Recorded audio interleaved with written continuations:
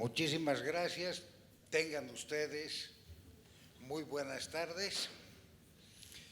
Hemos tenido una jornada que nos deja totalmente contentos y satisfechos. Hay aquí un grupo humano de muy alto nivel que ha contribuido a que podamos, desde distintos ángulos, entender el tema de la desregulación y la regulación del sistema financiero.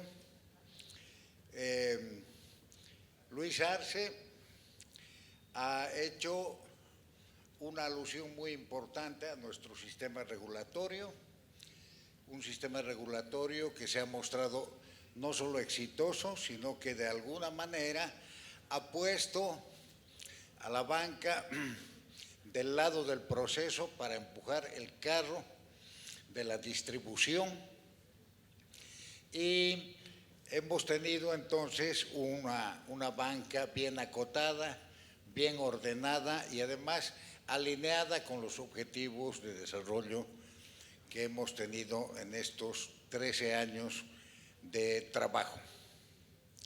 Yo quiero, en primer lugar, agradecer a los colegas, a Alicia Girón. Alicia nos ha dado una perspectiva amplia y completa del problema, empezando por la crisis del 29 con el Glass-Steagall Act, esa ley de bancos tan regulatoria, tan estricta y tan dura, que en primer lugar contribuyó de manera relevante a bajar los niveles de concentración del ingreso en 15 años de un nivel en donde el 25% de los ingresos estaba en manos del 1% de los perceptores, a un nivel mucho más moderado, donde alrededor del 30 y 40% ocupaba la cúspide. Tras de aquello han habido 40 años de estabilidad en la economía norteamericana, donde se evidenció un fenómeno muy similar al que nosotros estamos viviendo, donde la distribución del ingreso jugó un papel estabilizador de la economía muy interesante, hasta que empezó la escalada desregulatoria que muy bien la ha descrito Alicia, poniendo a frente nuestro retos cada vez más grandes.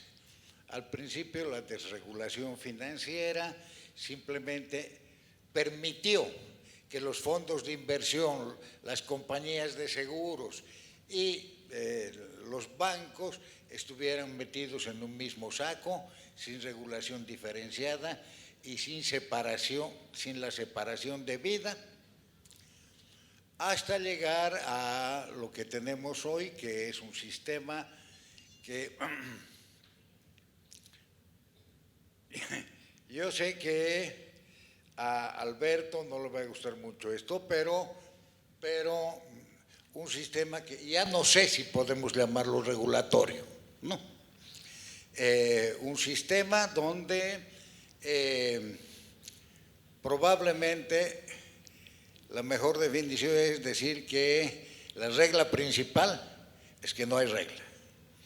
Entonces, creo que ese panorama general, Alicia, nos ha mostrado las dificultades que enfrentamos hoy en el mundo debido justamente a este tipo de problemas generados por una desregulación que en realidad ya va mucho más allá de ello. En segundo lugar ha estado Guillermo. Guillermo ha hecho un aporte muy interesante porque nos ha dado una perspectiva de lo que ocurre ya no solo con el mundo financiero bancario, sino el rol de los fondos de inversión en la concentración del ingreso en la economía mundial y cómo esto ha ido generando, digamos, presiones en la economía financiera mundial que hacen que ya sea muy difícil pensar en nuevas reglas, porque como he dicho antes, el problema es que prácticamente ya no hay muchas reglas, ¿no? Entonces, los hechos de que países como Venezuela hayan sido despojados de sus reservas internacionales, es un elemento que marca un gran nivel de incertidumbre hoy en la economía financiera. Y con mucha desnudez, pero con muy buenas cifras y redes importantes, nos ha mostrado las dimensiones de esa realidad que coexiste y es paralela con estos otros temas. Luego, Manuel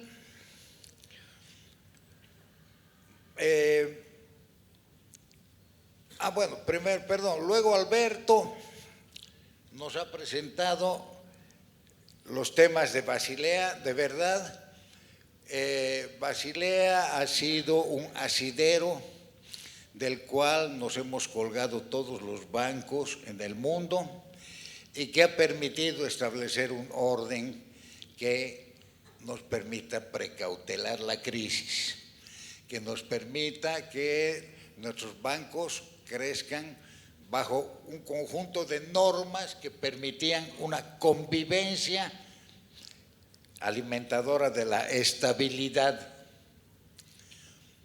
Yo le decía a Alberto que yo tengo la impresión de que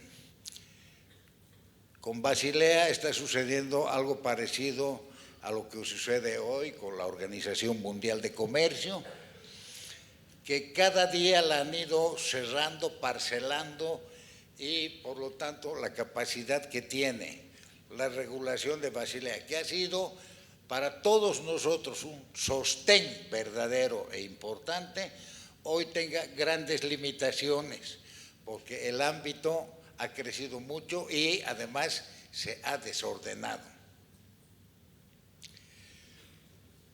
Manuel nos ha dado una muy satisfactoria lección sobre los temas jurídicos y las dificultades que tenemos para sostener nuestros recursos de reserva en el exterior sin que seamos despojados. ¿Qué alcances y qué límites tiene esta situación? Es claro que su mismo país, Perú, ha pasado dificultades en este campo, pero lo que ha venido después ha sido mucho más crítico, lo que significa nuevamente que el marco normativo que tenemos a nivel internacional ya no alcanza, ya no cubre las necesidades que tenemos de instrumentos para asegurar el equilibrio del sector financiero.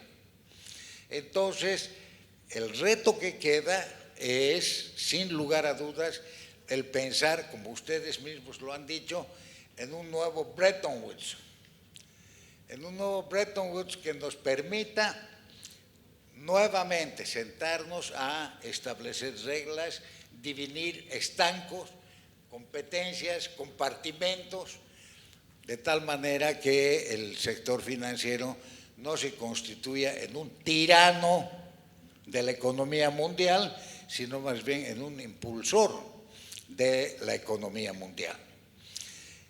Hemos aprendido muchas cosas de ustedes y yo quisiera primero pedirle a cada uno de ellos que, después de escucharnos entre nosotros, que ha sido rico e importante, que nos pueda decir cada uno su conclusión final, después de haber traído su impronta y haber compartido con los colegas estas preposiciones que nos puedan decir cuál es su conclusión. Son dos preguntas en realidad: ¿cuál es su conclusión y qué deberíamos hacer? Y como somos nosotros en América Latina, primero las damas. Bien, pues muchísimas gracias. Realmente yo he aprendido muchísimo oyendo a mis colegas y bueno, es un gusto estar aquí en Bolivia con ustedes. Y viendo la exposición que nos dio el ministro, yo quiero rescatar algo que me parece fundamental, que es la participación del Estado en la economía. Se nos enseñó desde la primera crisis que tuvimos, y voy a hablar por México, en 1976, cuando viene una devaluación. Nosotros tuvimos durante 22 años un tipo de cambio que era 12.50 pesos por un dólar.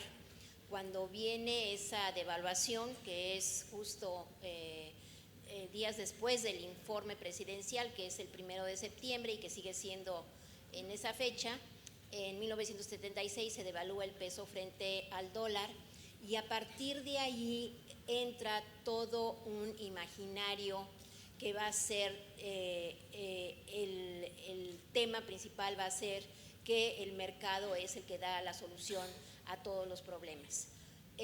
No solamente tuvimos la crisis del 76, sino después la crisis del 82, donde México encabeza las primeras negociaciones con la deuda externa y se crea todo ese imaginario de que debemos de ajustar el Estado, hay que reducirlo y esto lo que hace es que definitivamente le quita un poder de políticas públicas a decisiones que van más allá de mejorar el nivel de la gran población. Entonces, cuando vi las gráficas que estaba dándonos el ministro, pues efectivamente yo creo que Bolivia está dando una gran enseñanza y es esa participación del Estado, y él lo dijo muy claramente, el sector privado no entra. El que tiene que entrar primero, y está también en la obra de Keynes, el que tiene que asegurar la ganancia del empresariado es principalmente el Estado y es a través de la inversión pública. Y aquí es muy importante cómo tener una moneda fuerte, el señoreaje y la importancia del Banco Central, y lo dije también en el discurso, es que más allá de ser el prestador de última instancia y ser el bombero que apaga los fuegos y que rescata a los bancos, la función del Banco Central es la de empleador de última instancia. Entonces, combinando un Banco Central fuerte con una participación del Estado en la inversión pública, esto es fundamental. Y yo he dicho muchas veces, he tenido la oportunidad de viajar por varios países, y yo he dicho algo, que el desarrollo de un país se mide por sus banquetas.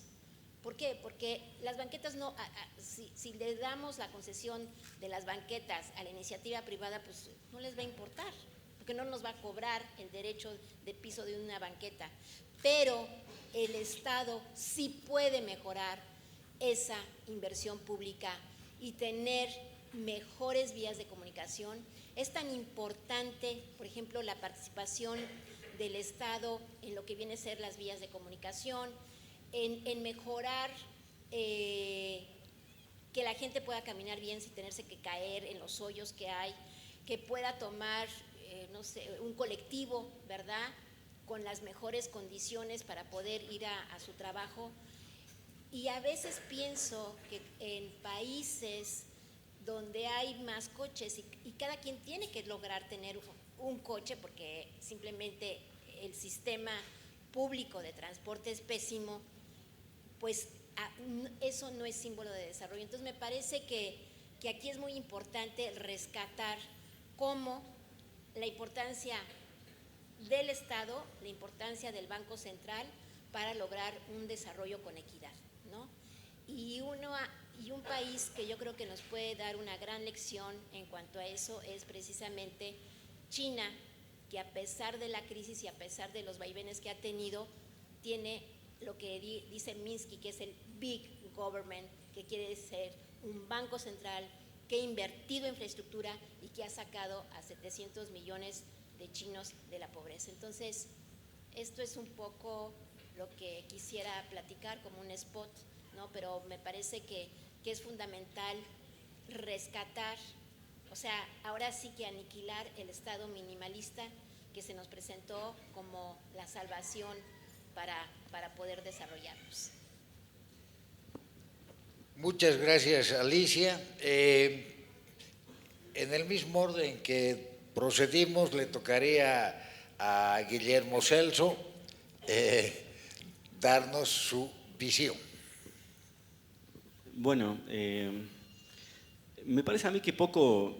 A ver, lo que me gusta de lo que ha pasado en dos países de la región, sobre todo, que son Bolivia y Ecuador, al menos hasta que cambió el gobierno en Ecuador, fue que el gran ejemplo que dieron de que existen alternativas a las propuestas neoliberales y que estas alternativas son muy eficaces.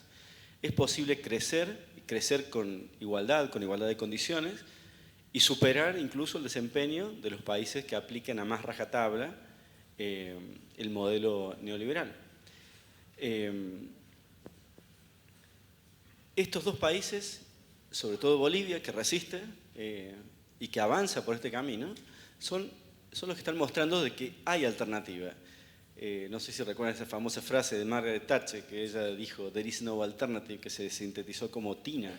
Entonces, TINA significa que no hay alternativas al neoliberalismo. Y pues nosotros en América Latina estamos dando muestras de que no es así. Y la verdad que también podría decir lo mismo de Argentina. Hasta el año 2015 tuvimos un desempeño económico muy bueno, fue histórico, no tuvimos nunca en toda la historia de Argentina 12 años de crecimiento sin interrupción, nos fue muy bien, el bienestar aumentó, la pobreza se redujo mucho. Podríamos mostrar casi la misma síntesis que hizo el ministro, un poco menos intensa, digamos, menos rápido, pero sí hubo indicadores felices en Argentina en estos años. Entonces lo único que quiero decirles es que ustedes pudieron, pero tengan en cuenta que todo puede cambiar y muy rápidamente. En Argentina desde 2015, cuando subió, desde 2016, Macri ha gobernado 2016, 17 y 18 completos y lo que va del año del 19, en los primeros 3 años, ¿saben en cuánto se endeudó el gobierno de Macri, el gobierno de mi país? En 130.000 millones de dólares, ¿sí? 130.000 millones de dólares, que va a tener que pagar el próximo gobierno de los primeros 4 años. O sea, no solo es una deuda enorme, perdón, me estoy equivocando, la cifra es de 130, me estoy equivocando, estoy pensando en varias cosas a la vez. Lo primero que quiero contar es cuántas divisas contó el macrismo desde que subió al poder. Nadie en la historia argentina había contado con tantas divisas como Macri.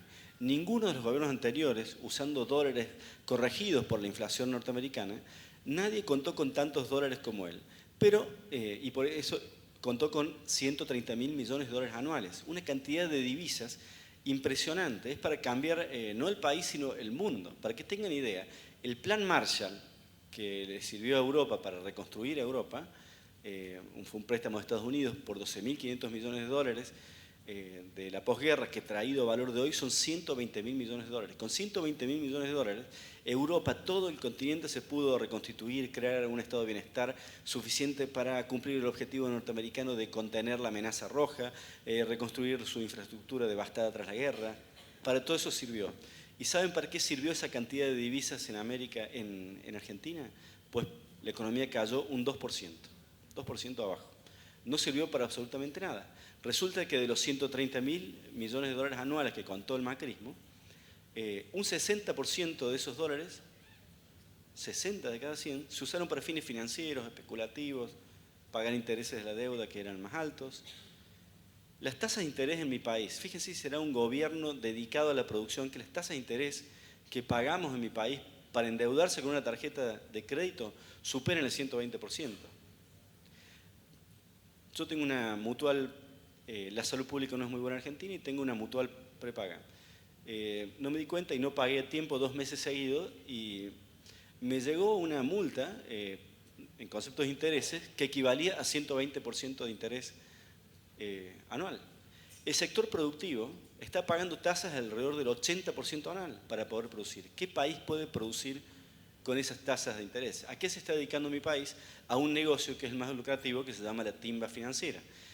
Los que tienen dinero, los que ahorran dinero, pues invierten en este negocio, tienen tasas de rentabilidad del 60%, los bancos reciben un 20% adicional por el solo hecho de transferirla del Banco Central, en un mecanismo que se llama el LELIX, les transfieren del Banco Central a estos depositantes y bueno, le pagan estas tasas de interés, así que por hacer nada la banca está teniendo unas tasas de rentabilidad estratosféricas.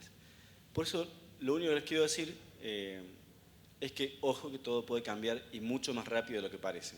Esos derechos adquiridos, estas cosas que parecen derechos adquiridos, este status quo que parece un derecho adquirido, como que nada puede cambiar, pues muy rápido puede cambiar. Porque un mal gobierno, con la ayuda de medios que muestran otra realidad, pues fácilmente nos pueden poner un velo que nos impida ver la realidad. Por lo tanto, les digo, alerta.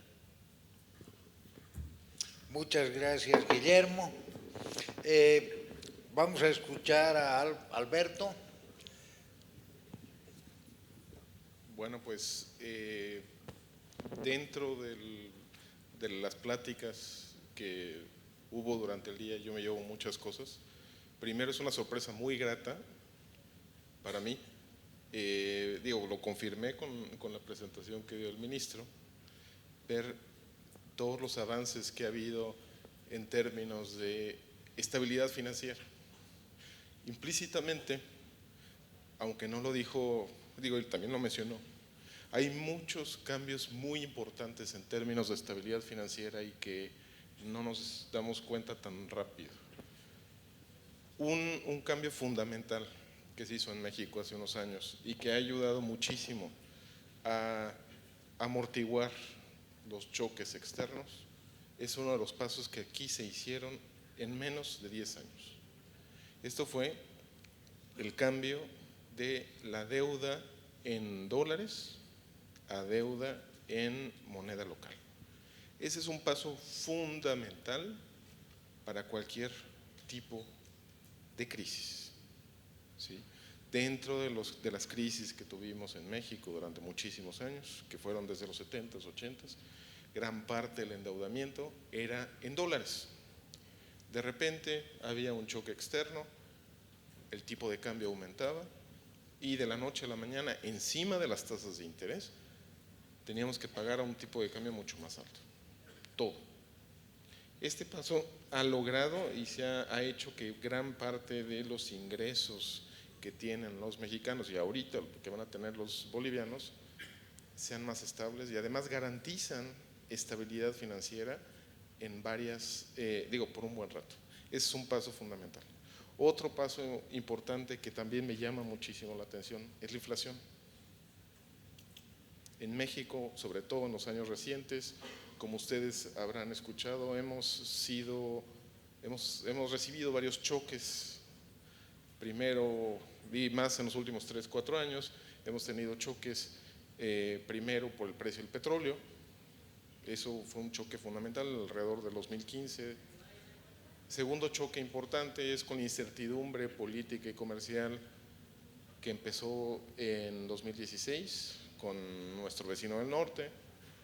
Ha sido una tensión muy grande en términos comerciales, que eso, no lo podemos negar, es un hecho. Tercero, también parte de lo mismo es la fragilidad y la renegociación de los tratados que se han tenido durante muchos años con varios países, en particular con Canadá y con Estados Unidos también lo pusieron gran parte de nuestra estabilidad financiera en juego. Afortunadamente y por pasos como los que ustedes lograron, los choques han sido amortiguados. Eso es fundamental para lograr cualquier tipo de desarrollo. Y y para agregar todo esto, los niveles de crecimiento que son ejemplo para toda América. No cualquiera alcanza esos niveles y con tanta persistencia, porque no solo es de un año a otro, no, ya es histórico. Y para lograr eso se necesitan dar pasos fundamentales y pasos sólidos. Entonces, lo primero que me llevo de todo esto es una sorpresa muy grata y felicidades a todo el país, porque esto no se logra de cero ni con la voluntad de unos cuantos, es un esfuerzo conjunto. Segundo, en términos de lo de regulación, ¿qué mensaje les quiero dejar a todos? A ver, la regulación, ¿a quién le gusta que le pongan reglas? Pues bueno, como a los niños chiquitos, no les gustan las reglas. ¿Qué problema hay si no tenemos reglas? Bueno, pues todo se puede salir de control, ¿no? Una de las cosas que dije durante la plática, quiero que les quede claro, sale más costoso poner reglas sale más costosa una crisis severa que poner reglas. Sí, en varios países de América Latina tenemos un problema importante de abusos, es una cuestión muy fuerte que no se puede resolver de la noche a la mañana y todos trabajamos duro para resolver lo más que se pueda todos estos abusos por donde la vean, desde el sector bancario, desde el sector financiero, todos y cada uno somos testigos, trabajamos muy duro por resolver esos problemas. No se van a erradicar de la noche a la mañana, pero se está haciendo un esfuerzo muy grande. Entonces, segundo, la regulación no es un castigo, simplemente son pasos que tenemos que dar para evitar crisis. Y Basilea, sí, Basilea es muy costoso, el formar parte de estos grupos es complicado, muchas veces un grupo de élite. De hecho, cuando México entró a formar parte de estos grupos, bueno, pues ya los grupos están consolidados, entonces es muy difícil ser parte de un grupo que ya está consolidado, ¿no? Actualmente se ha hecho un esfuerzo muy grande, se ha consolidado ya México, Brasil, Argentina dentro del grupo y hemos hecho esfuerzos muy grandes sobre las cosas que decían durante la plática. Lo que mencionaron de los países que tienen subsidiarias de bancos globales y bueno, todo eso hemos puesto reglas muy estrictas precisamente para evitar que los capitales extranjeros y los bancos extranjeros se lleven todo el capital de México. Entonces ha sido muy complicado, sin embargo ahí vamos, se hace un esfuerzo grande. Creo que junto con la regulación y además con la estabilidad financiera se puede lograr cosas muy muy buenas y ya se está viendo, se está palpando. Muchísimas gracias, Alberto. Manuel. Bueno, yo quisiera, antes de hacer un brevísimo comentario de mi tema, seguir un poco lo que acaba de decir Alberto, que efectivamente es muy satisfactorio observar un país que ha logrado una estabilidad financiera y una estabilidad monetaria conforme con los estándares internacionales, sin ninguna duda, y en niveles de endeudamiento también. Hay que recordar que la Unión Europea, el promedio PBI deuda es arriba del 100% y Estados Unidos está por encima, ¿no? Y esta experiencia me hace pensar, desde una perspectiva del derecho internacional, que la estabilidad financiera y monetaria han devenido en bienes públicos de interés internacional. Esto tiene que ver con otro concepto que es un concepto alemán de la constitución económica, es decir, parte de los pilares del orden constitucional económico es la estabilidad. Entonces creo que este es un activo que tiene este país y algunos países de América en general que hay que preservarlo, que hay que colocarlo como elementos constitutivos de su orden económico. Entonces esa es una primera reflexión. Ahora, en general sobre el tema tan interesante que no lo abordé, pero me invita a comentar sobre regulación o desregulación, es curioso cuando uno observa cómo el sistema bancario, por ejemplo, es una industria muy regulada localmente, pero no existe ningún tratado en materia de regulación financiera. Tenemos tratados de libre comercio, tenemos la OMC, que por supuesto proclaman, consagran la liberalización de los servicios financieros, pero todos ellos tienen una excepción en materia de regulación para dejar que la regulación continúe a nivel local. Esto en realidad ha sido suplido con, y perdonen que entre un tema muy jurídico, con una técnica que es la técnica del soft law, es decir, la legislación no obligatoria, no vinculante jurídicamente, pero que todo el mundo cumple. Estas son las reglas de Basilea, es decir, un mecanismo voluntario por efecto de demostración, por el cual logramos un proceso de armonización. Eso es una cosa interesante, novedosa para el derecho, pero que tiene sus límites. Estamos viendo que hay algunos límites, pero que, y en ese sentido, yo quisiera declararme optimista. Creo que esta cultura de la estabilidad está detrás de estas reglas soft law. Creo que es posible avisorar, quizá en las próximas generaciones, un sistema mucho más vinculante en estas materias.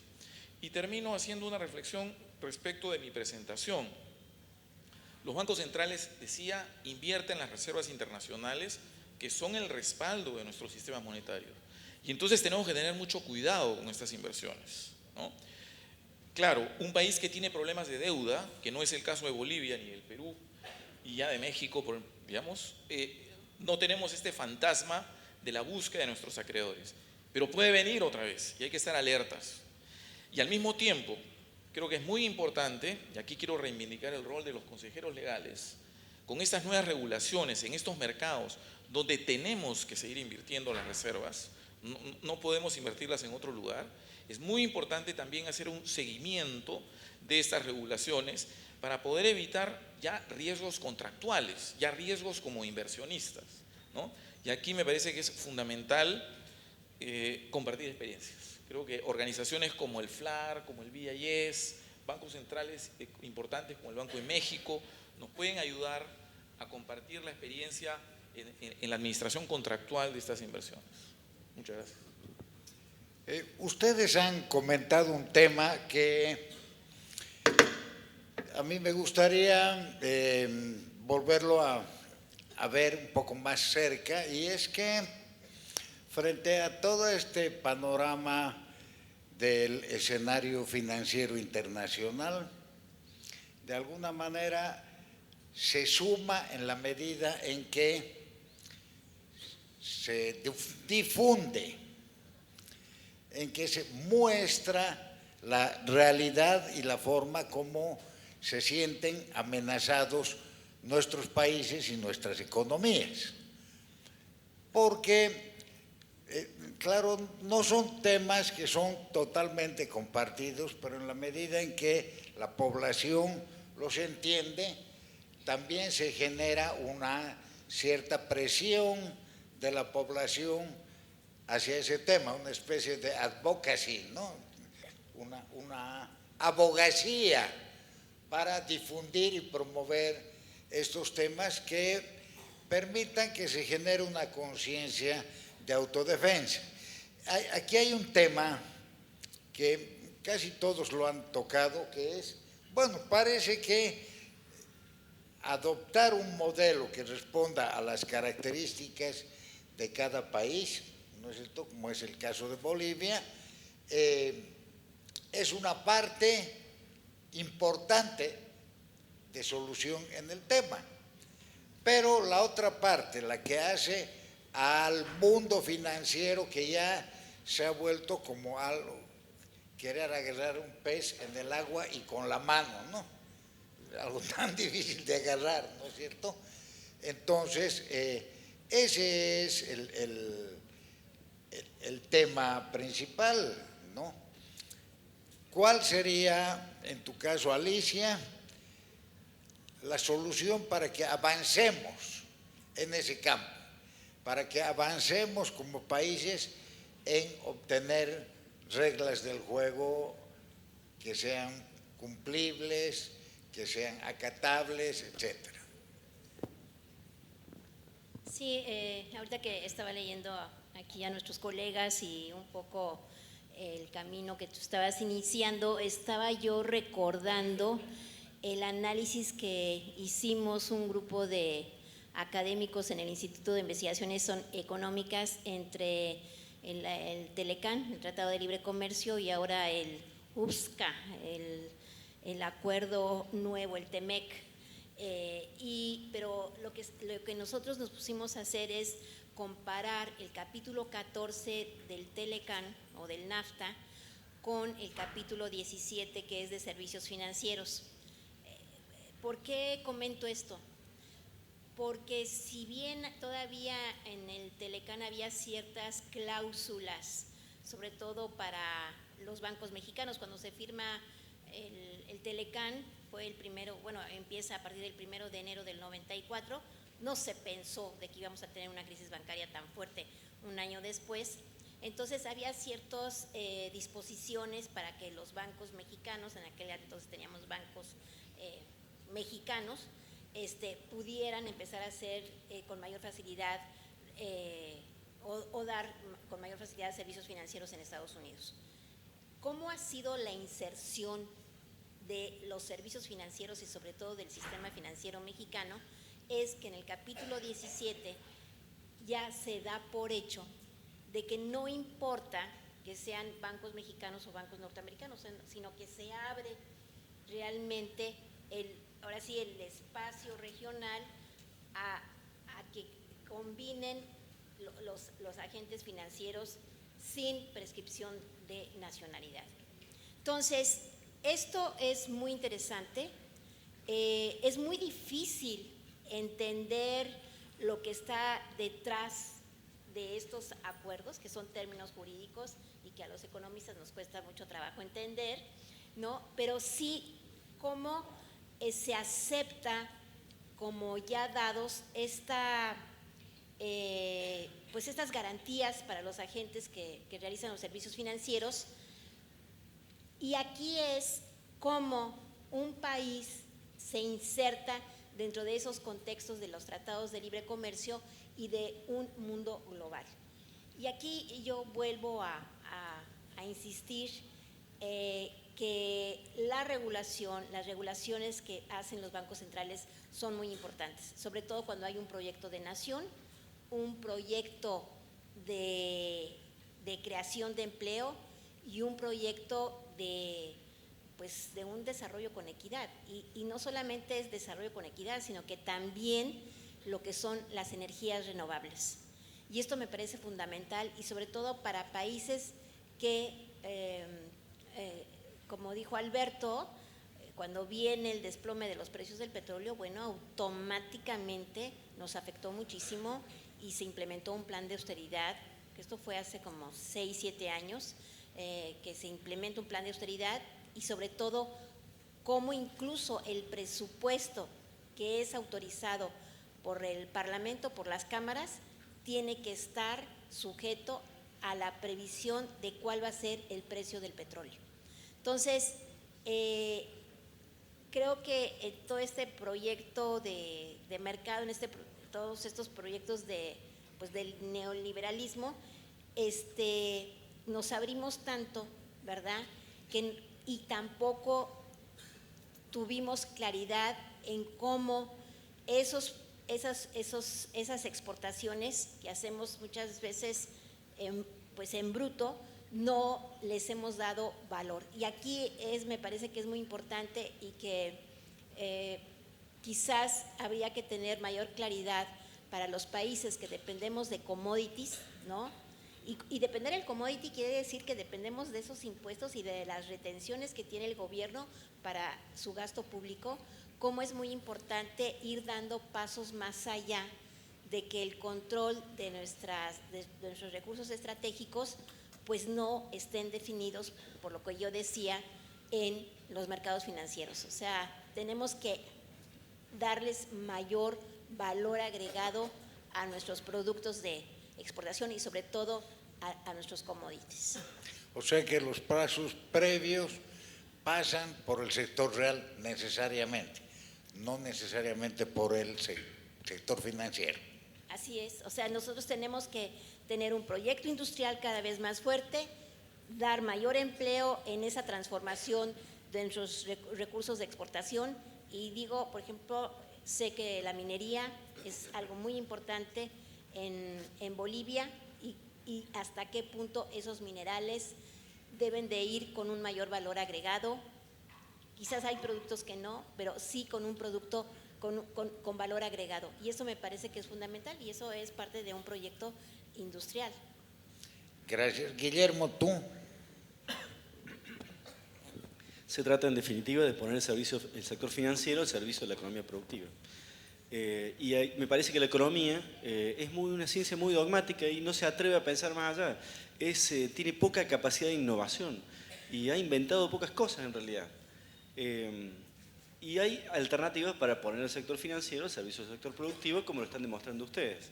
Y me hace acordar esto una experiencia que fue una idea muy bonita en economía que surge después de la crisis del 30, que se llamó el encaje 100% de Fisher-Simmons.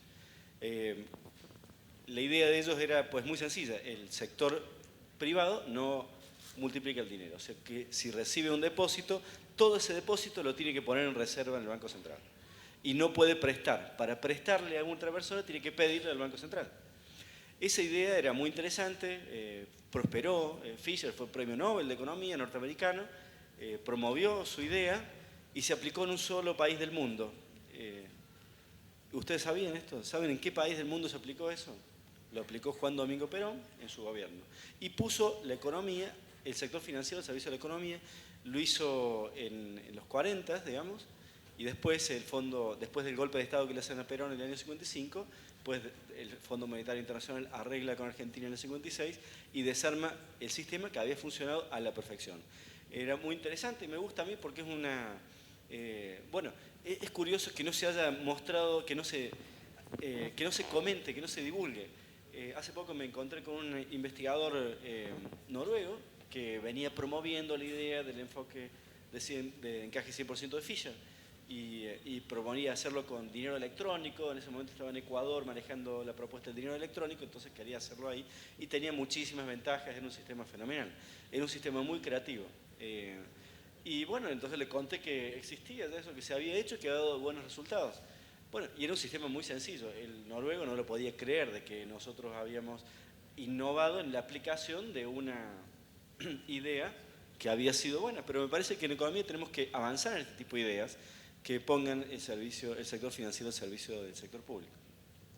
Claro, además, sistemas que impiden que uno de los elementos más centrales del impulso económico es no dejar migrar el excedente, represar el excedente, que gire y gire y regire internamente, porque ese es el elemento que de un lado va a hacer lo que está pidiendo Alicia, de generar un impulso al desarrollo económico en el sector real, pero de otro lado va a permitir generar mayor demanda, que es lo que decía el ministro esta noche, ¿no es cierto?